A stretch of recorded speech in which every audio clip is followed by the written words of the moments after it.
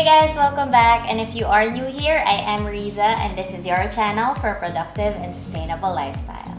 It's 1 week to go before Valentines and of course, we want to give the best gifts to our loved ones this season.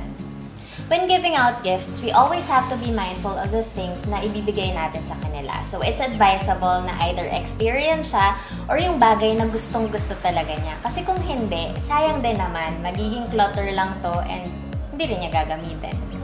So here are some ideas you can give them. Their favorite Evo, a massage, a concert ticket, coffee date with you, a salon date with you, cook his or her food. Josh and I loves to eat so much, so na-appreciate niya talaga yun kapag nilulutuan ko siya ng food na gusto niya. Handmade gifts, if you are also into DIY and crocheting, those kind of stuff. A day pass for yoga or gym. A water bottle, my favorite.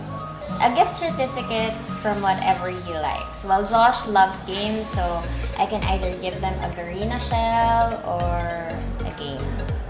So there you have it, and I hope you enjoy your Valentines. Sending love and light your way, and I'll see you on the next video.